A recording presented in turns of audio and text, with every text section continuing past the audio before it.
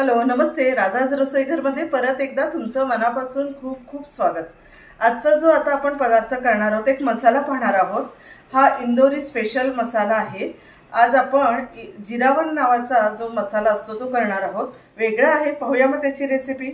जिरावण मसाला आपण जे करतो आहे, हा साधारण अख्खा मसाला अर्धी वाटी होईल इतपत आपण करतोय। त्यासाठी मी छोटी वाटी घेतलेली आहे प्रमाण घेण्यासाठी। तर ही वाटी आपण जिरे घेऊया। साधारण एक मोठा टेबलस्पून होईल इतपत आपण जिरे घेतलेले आहेत आणि ते जिरे भाजून घ्यायचे।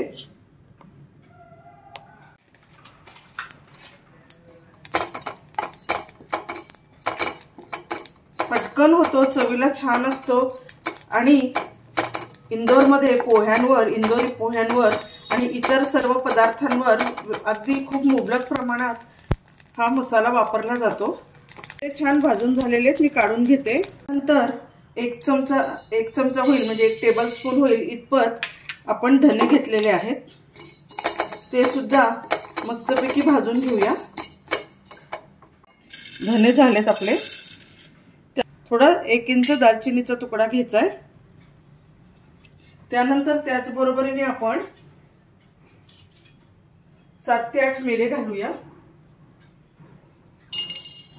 त्यानंतर 3 ते 4 लवंगा घालायच्या आहेत।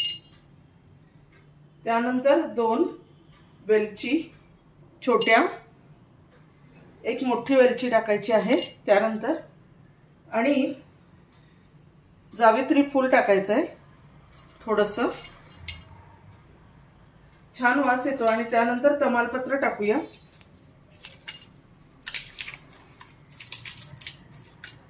आता हे सगळं मस्त भाजून घ्यायचं आहे खमंग असं। गॅस मीडियमच ठेवा, खूप मोठा ठेवू नका। आणि हे मसाले आपल्याला करपवायचे नाहीयेत, फक्त त्याला थोडंसं कुरकुरीत होईल इतपतच याला भाजून घ्यायचं। म्हणजे आपली मिक्सरमध्ये जेव्हा आपण काढू तेव्हा छान बारीक पावडर झाली पाहिजे इतपत आपल्याला हे भाजून घ्यायचे। हे सगळे मसाले भाजलेले आहेत। आता मी हे काढून घेते आणि हे याला आता गार करून घ्यायचं आहे आणि मिक्सरमधून ह्याची पावडर करून घ्यायची आहे। मला मगाशी एक गोष्ट टाकायची राहून गेली, ती म्हणजे मेन गोष्ट बडीशेप टाकायची राहून गेली। तर ती पण टाकून मी मस्त भाजून घेते त्याला आणि ती पण बारीक करून मिक्स करते।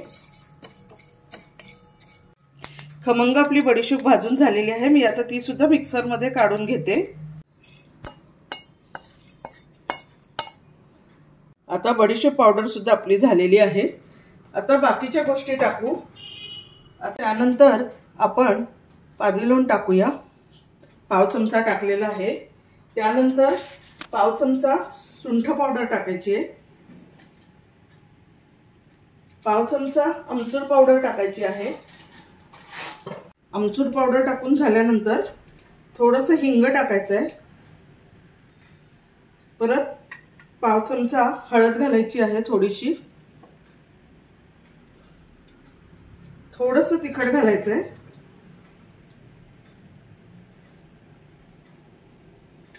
आणि चवीपुरती साखर घालायची आहे।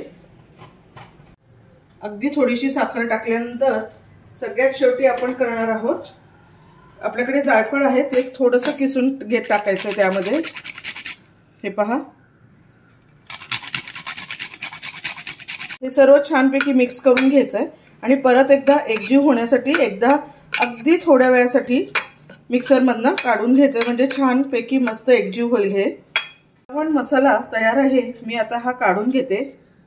खूप छान लागतो, तुम्ही बाकीच्या इतर पराठ्यांवर वगैरे सुद्धा टाकून खाऊ शकता, मस्त लागतो, मस्त चव येते त्यानी। आता मी यामध्ये हळद आणि तिखट बेताचंच टाकलेलं आहे। तुम्ही विकतचे जेव्हा घ्यायला जाता तेव्हा त्याचा रंग पिवळा आणि लालसर असा असतो, त्यामुळे तुम्ही रंगामध्ये गफलत करू नका। हा सेम असाच करतात। छान झालेला आहे मसाला, तुम्ही सुद्धा करून पहा, मस्त लागतो एकदम। करायला सोपा असलेला आणि चवदार असा आपला जिरावण मसाला तयार आहे। तुम्ही नक्की करा, खूप सोपी रेसिपी आहे। पोहे, उपमा तुम्हाला आणि परत पराठा, त्याच्यावर ही सगळी पावडर, हा मसाला टाकून अप्रतिम सगळी चव लागते आणि जरूर करून पहा आणि राधा रसोई घर हे माझं चॅनल नक्की सबस्क्राइब करा. Thank you very much.